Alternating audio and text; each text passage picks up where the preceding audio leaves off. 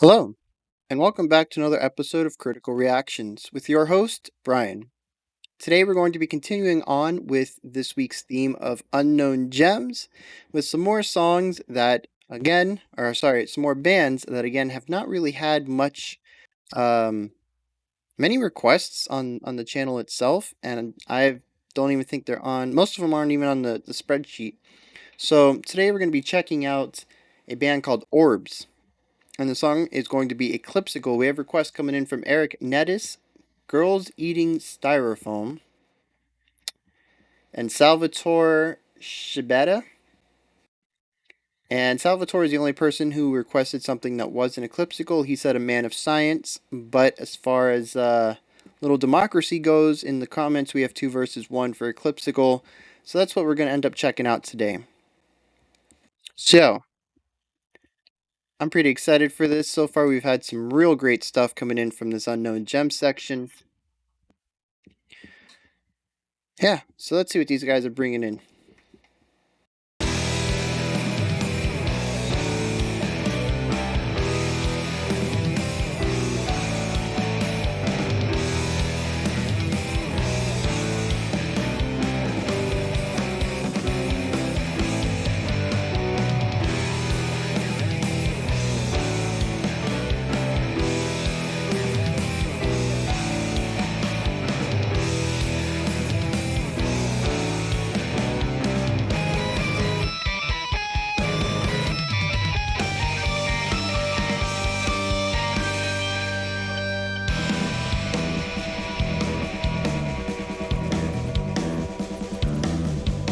Very interesting combination of like hardcore and math rock stuff going on here.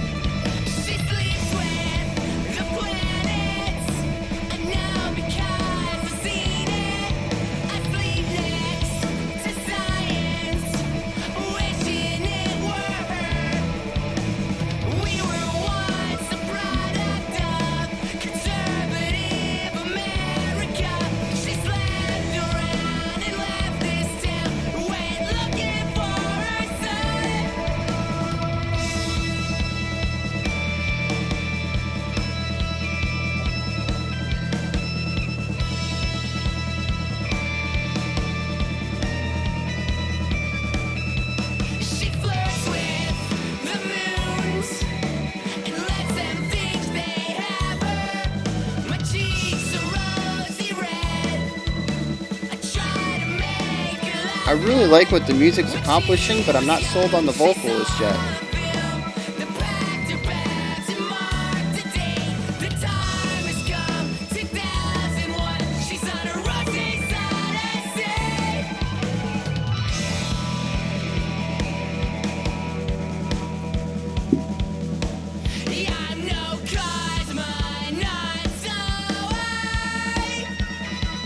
There's so much dissonance in the vocal harmonies, it is killing me.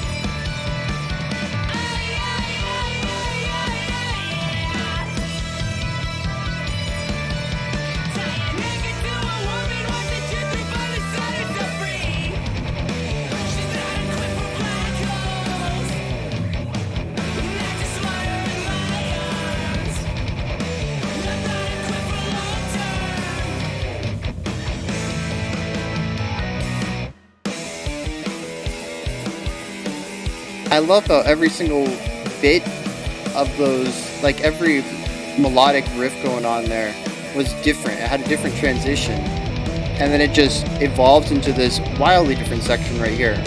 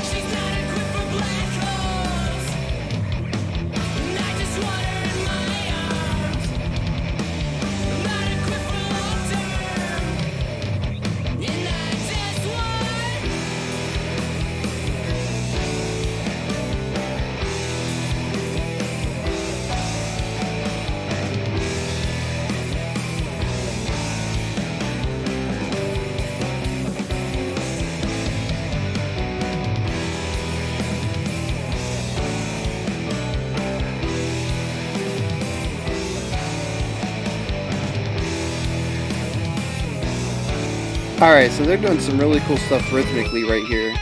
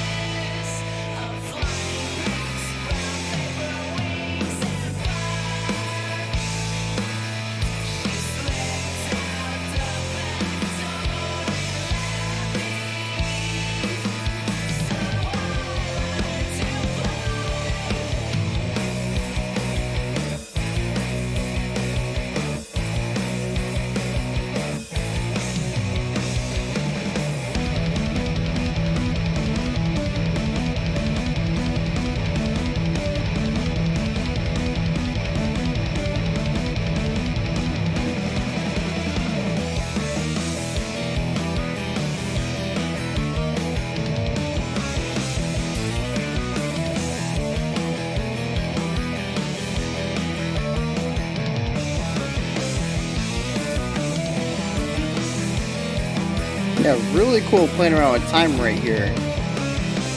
They got 2 or 3 instruments all playing the same riff over though.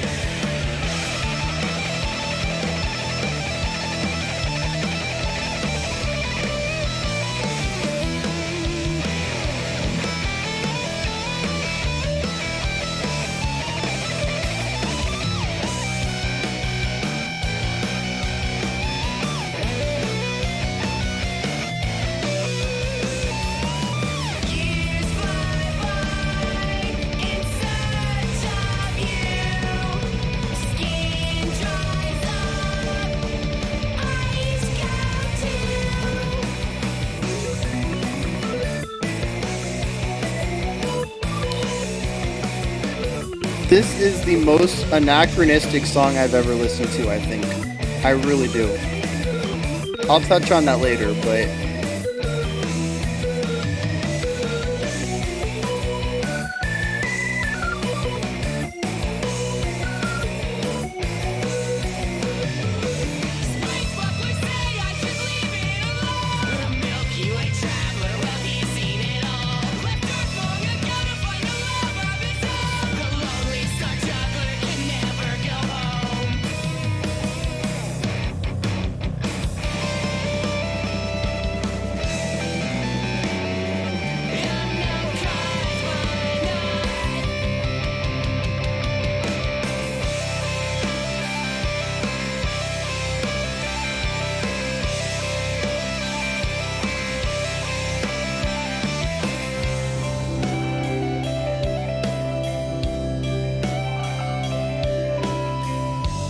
the lyrics are "I'm no cosmonaut," and then we enter this most like spacey section.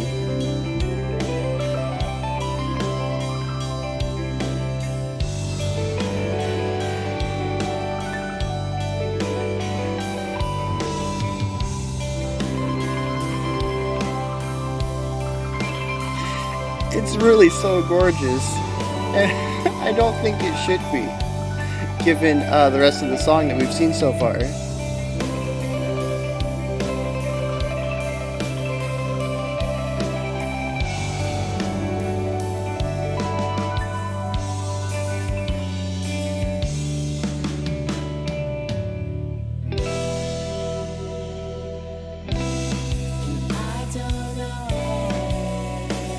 Oh man.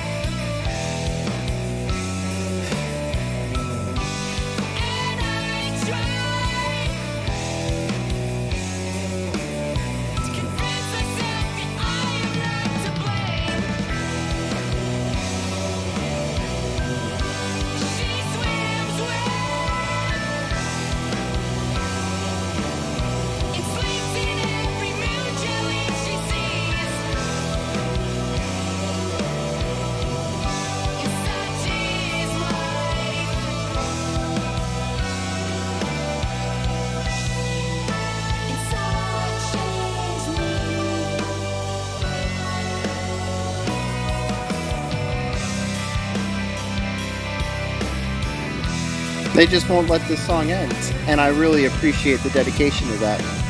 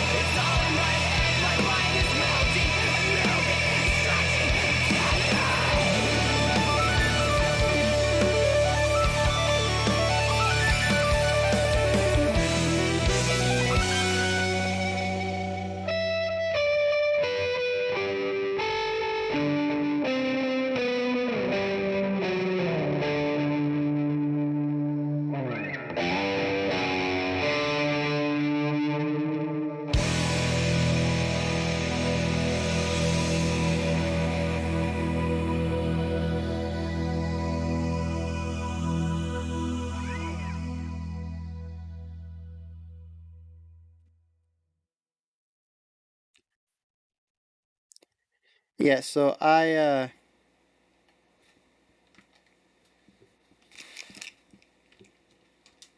got me.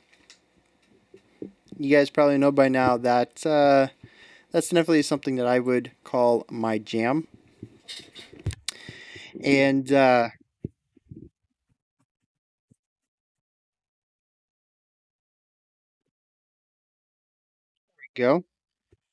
Microphone's trying to get away from me. Um, yeah, so much in that I greatly enjoy. It's I said at the beginning, it's like a mix of hardcore, maybe a little like post-hardcore, and math rock. And I've mentioned a few times, we've done math rock a couple of times recently, and I've said, this is I love math rock. I do. I don't think that that's an unknown statement by now if you've been a long time viewer. Um, but I also love post hardcore. It is what I kind of grew up with in my teenage years, and for the most part, it's what's stuck around with me. It's just I enjoy that sound, even though I've listened to dozens of bands that, for the most part, you could probably say sound very similar. The genre did get flooded quite a bit in the late 2000s, early 2010s ish. Um, but it's just a sound that I personally love. When I listen to rock or metal music, that's what I gravitate towards too. And this hits a lot of those notes while mixing in some of the experimentation of math rock. And you can even hear occasionally the ways that the influence are the influences are battling with each other. Um, there's moments where you're like, okay, I kind of see where these two are meshing, but there's also very distinct points where you can hear, okay, this is definitely math rock. There's very little the spacey section, flat out math rock, and then the screaming bit at the end, straight up post hardcore. And there's this tug of war of which genre, which influence of theirs has dominance over a section. And you can hear this ebb and flow, at least in this song, where it goes between some of the more almost whimsical, uh, let me say, just solid, quicker playing with that more positive, upbeat feel to it, that more jazziness, where that's kind of fighting with the heavier, rhythmically oriented, um, sort of looking more at the minor diminished chords. Some the sounds that are heavier, a little sadder. They got that tension to it. It's not all happy all the time, and you can kind of hear this ebb and flow where it's moving between the two. Where it's moving between the two styles, and it's fluctuating. There isn't really a solid middle point between the two genres. It's sometimes we're leaning more towards math, sometimes we're leaning more towards hardcore, and I really like that sort of battle that's going on there. I also enjoy the fact that, well, okay, so I like higher pitched male singers, and I think a lot of that just comes from the music that I listened to growing up as a kid. I listened to a lot of your Burt McCrackens, your Gerard Ways, a lot of that emo stuff that kind of evolved into post-hardcore. So on the surface, I enjoy this singer, and I especially like the softer part where it had the very nice harmonies, where it was the clean, I mean not the clean, his I'd say his chest voice and then a falsetto on top of that, doing some octave work. Gorgeous stuff there. I really liked the fry scream that he put in at the end, and when he kind of distorted his clean and got this raspy grittiness to it. Really enjoyed that. The first, I don't know, 6 minutes of the song though, I swear, the doubling up of the vocals, the second time they were recorded to give it the extra width, they were out of tune. And it had to have been intentional. It's not like you can listen to this and not hear that, especially since I heard him do proper octave harmonies. I know the guy can make these really clean, pretty harmonies with his voice, but it grated on me every time he sang just because it was like just not even like a half step off. It's that point where it's very close to being in tune, but not. And I think that's really worse than being like playing an accidental over a chord, because that's sharp, that's dissonant. Yes, but you can also make some beauty out of that, like when you color outside of the lines in a melody line, you throw in an accidental and you can feel the tension, but the resolution makes up for it and it adds color to your melodic line that you wouldn't get if you stuck with the notes that were actually in the chord. But when you're just like a few cents off on your note, to me that is a special kind of dissonance that I it is like nails on a chalkboard. It is horrible.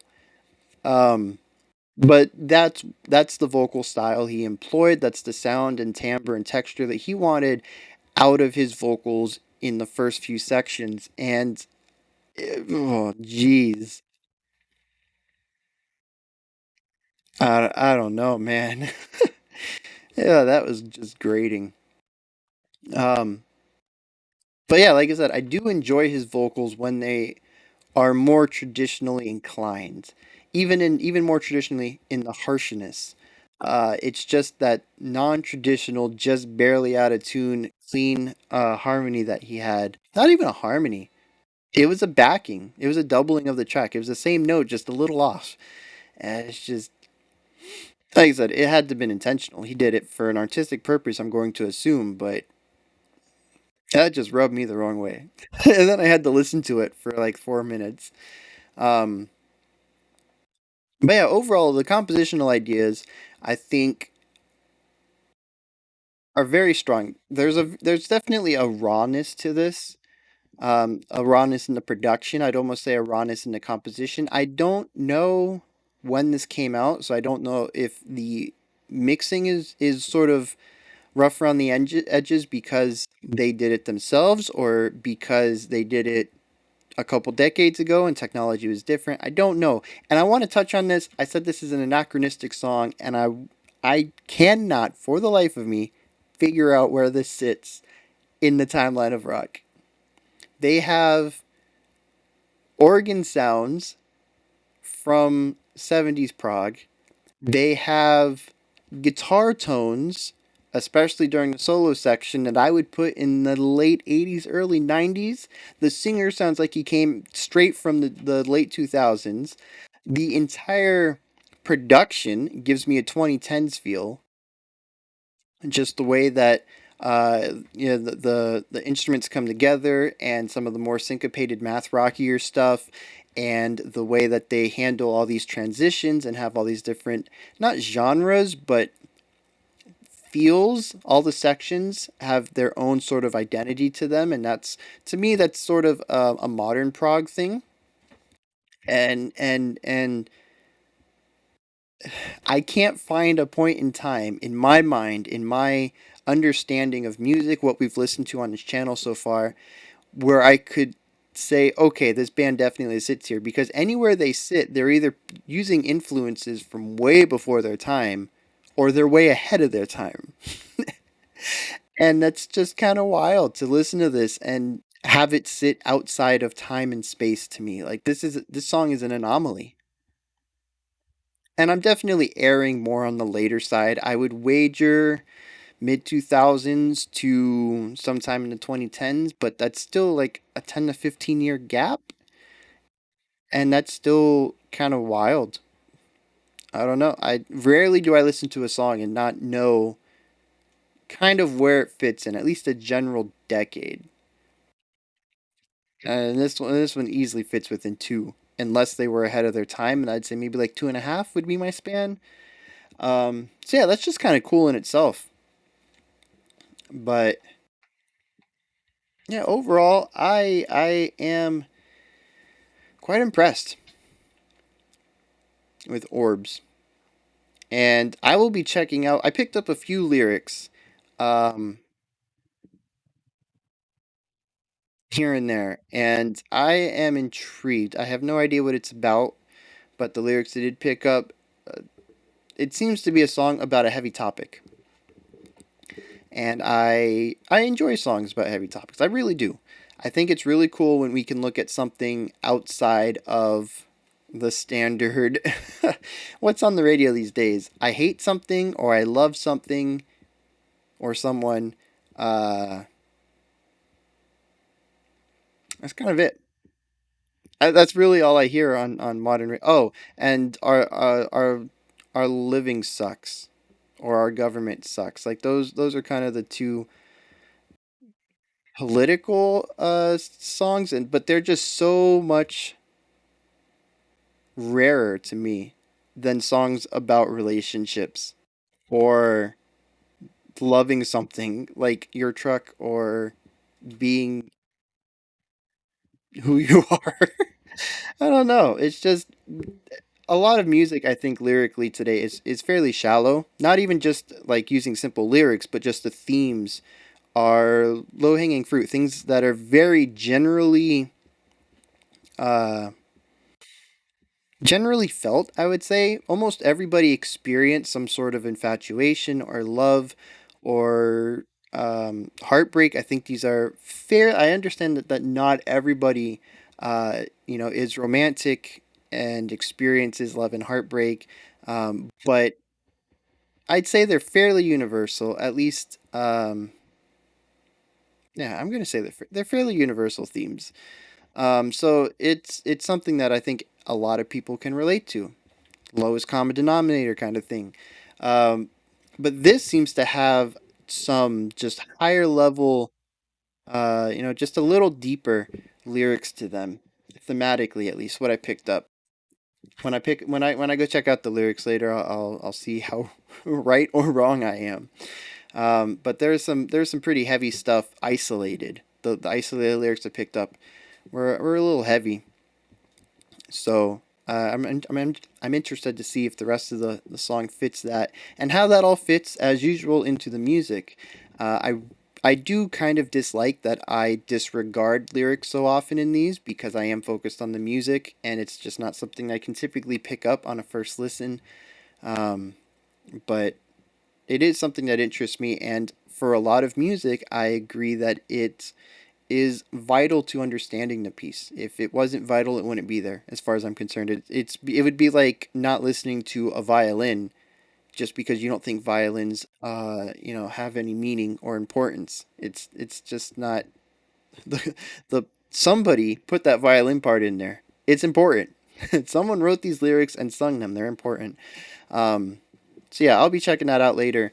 And if you guys can hit me up with more orb suggestions, that would be fantastic. And I guess if anyone can hit me up with a time frame for this, even if it's just a general when this band put music out, would be fine. But I I I might even just have to go check out the album release date myself because, like I said, I just can't even put these guys anywhere. It's wild. But yeah, really cool stuff. Merging of two of probably my favorite rock genres. Really enjoyed what they're doing here. Let me know what you guys thought. While you're down there in the comments, you can like, subscribe, and ring the bell. Those buttons are just under the video that you are watching right now. And below that is a description, and in that description is hyperlinks, which is a really cool way of allowing text to automatically send the viewer to a website, which is ones and zeros being stored on a hard drive somewhere, probably in California. Actually, Google's server farm might be on California. I wonder where Amazon keeps their server farm because AWS is widely used. Even Netflix uses it. Anyways, dang. There are links in my description for my Patreon and Twitter account if you'd like to check those out. And I'll be back. Oh, actually, there's another video coming out right after this one for my Patreon picks this week. And then after that, I'll be back tomorrow, 5 p.m. Eastern Standard Time, 9 p.m. UTC, with the next episode of Unknown Gems. Until then, you guys stay safe out there. I almost said stay frosty for some reason. You guys stay safe out there and have a fantastic morning, afternoon, or evening whenever you choose to watch my videos.